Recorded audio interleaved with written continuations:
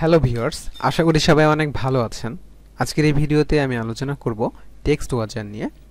So text watcher কি সেটা বোঝানোর জন্য আমি ভার্চুয়াল ডিভাইসে একটি ডেমো প্রজেক্ট করে রেখেছি। এখানে দেখতে পাচ্ছেন আমি দুইটা এডিটেক্সট ব্যবহার করেছি এবং একটি বাটন ব্যবহার করেছি এবং তার নাম দিয়েছি লগইন বাটন। ওকে, সো এইখানে ইউজার নেম এবং পাসওয়ার্ড দুইটি কি রয়েছে, এমটি রয়েছে এবং দ্যাটস ওয়াই আমাদের লগইন বাটনটা ডিসেবল হয়ে আছে। ওকে, সো যখন আমরা ইউজার নেম এবং পাসওয়ার্ড এন্ট্রি করব বা ইউজার যখন ইউজার নেম এবং তার পাসওয়ার্ডটা এন্ট্রি করবে তখন আমাদের লগইন বাটনটা এনেবল হয়ে যাবে। ওকে, সো আজকের ভিডিওতে টেক্সট ওয়াচারের মাধ্যমে আমরা এইরকমই একটি প্রজেক্ট করব। সো প্রজেক্ট ক্রিয়েট করার পূর্বে বা কোডিংয়ে যাওয়ার পূর্বে বলে নিই, আপনি যদি আমার চ্যানেলে নতুন হয়ে থাকেন তাহলে দয়া করে সাবস্ক্রাইব করুন এবং যদি সাবস্ক্রাইব করে থাকেন তাহলে ধন্যবাদ। সো এটার আমি একটু প্রজেক্টটা একটু দেখিয়ে দিই। সো এখানে আমি আমার ইউজার নেম দিয়ে দিচ্ছি হাবিব এবং পাসওয়ার্ড দিচ্ছি আমি 1। সো পাসওয়ার্ড দেওয়ার সাথে সাথে দেখতে পাচ্ছেন আমাদের লগইন বাটনটা এনেবল হয়ে গেছে। সো ডিজাইন পার্টটা আমরা প্রথমে করব। Edit text, match parent and rap content, margin use করতেছি। সো আপনি যদি ডিজাইন পার্টটা পারেন সো আপনার এটা দেখার কোনো প্রয়োজন নাই, বা আপনি যদি বুঝতে পারেন ডিজাইনটা। সো হিন্ট এখানে আমি ইউজ করছি ইউজার নেম এবং আমার যেই প্যারেন্ট লিনিয়ার লেআউট রয়েছে সেখানে আমি জাস্ট ওরিয়েন্টেশনটা চেঞ্জ করেছি, অর্থাৎ আমরা যেহেতু ভার্টিক্যালি আমাদের উইজেটগুলো বসাবো। ওকে, সো এডিট টেক্সট নিয়ে নিলাম আমি এবং ইউজার নেমটা নিয়ে নিয়েছি অলরেডি এবং তার নিচে আমরা পাসওয়ার্ড ব্যবহার করব, পাসওয়ার্ড এবং একটি বাটন ব্যবহার করব। ওকে, বাটন র্যাপ কন্টেন্ট এবং না, বাটনটার আমি উইথ হাইট দিয়ে দিচ্ছি। এটা আমি ইউজ করে দিচ্ছিলাম maybe might be 100 dB by as 60 dB or 70 dB। ওকে, তো আপনার ইচ্ছা মতো আপনি বাটন ডিজাইন করে নিতে পারেন। সো বাটনের মধ্যে একটি টেক্সট দিব আমি, টেক্সট লগইন। ওকে, এটার গ্র্যাভিটিটা আমি সেন্টারে করে দেব এবং এটার মার্জিন দিয়ে দিচ্ছি, মার্জিন টপ 10 dB এবং এটার আইডি প্রয়োজন, অবশ্যই প্রতিটার আইডি প্রয়োজন, আপনারা লক্ষ্য করেছেন অবশ্য। সো এইখানে কিন্তু ইনিশিয়ালি বাটনটা এনেবল হয়ে আছে। ওকে, সো বাটনটা আমাদেরকে এখান থেকে এক্সএমএল ফাইল থেকে বাটনটাকে ডিসেবল করে দিতে হবে। Okay, enabled false. সো বাটনটা ডিসেবল হয়ে গেল এবং সেটাকে আমরা অবশ্যই এনেবল করব আমাদের জাভা ফাইল থেকে। সো এডিট টেক্সটের আমি নাম দিয়ে দিচ্ছি, আইডি দিয়ে দিচ্ছি, আইডি ইউজার নেম আইডি এবং password. Okay, password ID, user name ID এবং পাসওয়ার্ড আইডি। ওকে, এবং লগইন বাটনের যে আইডিটা আমি দিব বলেছিলাম সেটা ভুলে গেছি, যাই হোক লগইন বাটন আইডি। এবার আমাদের এগুলোকে এডিট টেক্সট এবং বাটনকে অবশ্যই জাভা ফাইল থেকে ফাইন্ড করতে হবে। সো আমি এই ফাইন্ড করা পার্টটি স্কিপ করে নিচ্ছি। ওকে, এবার আমাদের যেটা করতে হবে, ইউজার নেম এবং পাসওয়ার্ডের সাথে আমাদের যে কাজগুলো করতে হবে টেক্সট ওয়াচার ব্যবহার করতে হবে আর কি। সো টেক্সট ওয়াচার ব্যবহার করার জন্য user name dot add text change listener এই মেথডটি ব্যবহার করতে হবে।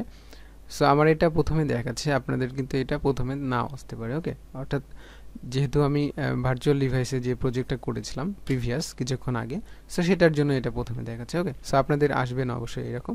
So user name dot add text change listener এটা ব্যবহার করতে হবে এবং এইখানে টেক্সট ওয়াচার ব্যবহার করতে হবে অবশ্যই। ওকে, টেক্সট ওয়াচার ব্যবহার না করলে কিন্তু আমরা এটা এনেবল বা ডিসেবল যে হচ্ছে যে ইউজারের এডিট টেক্সটের উপর নির্ভর করে সেটা কিন্তু আমরা করতে পারবো না। ওকে, ইউজারের এডিট টেক্সটের ইনপুটের উপর নির্ভর করে আর কি।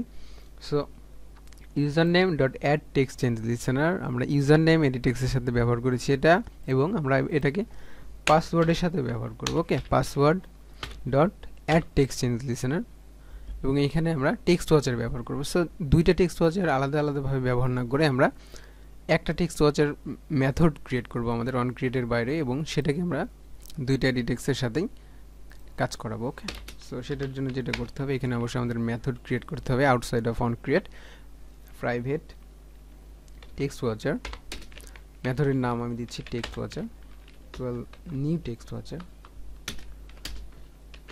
New text watcher. So text ওয়াচারের যে তিনটি মেথড রয়েছে সেগুলো ওভাররাইড মেথড রয়েছে, সেগুলো কি অলরেডি ইমপ্লিমেন্ট হয়ে গেছে বা চলে এসেছে। সো আমাদের যে মেথডটি প্রয়োজন অন টেক্সট চেঞ্জ, এই মেথডটি প্রয়োজন। সো এই মেথড নিয়ে আমি আলোচনা করব। এখানে চারটা প্যারামিটার রয়েছে, এস, স্টার্ট এবং এই ইন্টিজার টাইপের তিনটা রয়েছে। এবং সো এইগুলো না আসলে আমাদের প্রয়োজন নাই। But on text change listener আমাদের মেথডে যে কাজগুলো করতে হবে, এখানে আমরা এখানে কিন্তু আমাদের এই মেথডটাকে কল দিতে হবে। ওকে, ইউজার নেম এবং পাসওয়ার্ডের সাথে, সো এখানে আমরা কি করব, আমরা ইউজার নেম এবং পাসওয়ার্ড, ইউজার যে ডেটাগুলো দিবে ইউজার নেম এবং পাসওয়ার্ডের, সেই ডেটাগুলোকে আমরা এখান থেকে নিয়ে নিব। স্ট্রিং ইউজার নেম স্ট্রিং এবং এটাকে ইউজার নেম। আশা করি আপনারা জানেন কিভাবে ইউজার থেকে ডেটা নিতে হয় EditText এর মাধ্যমে। সো এখানে এক্সপ্লেইন করার কিছু নেই।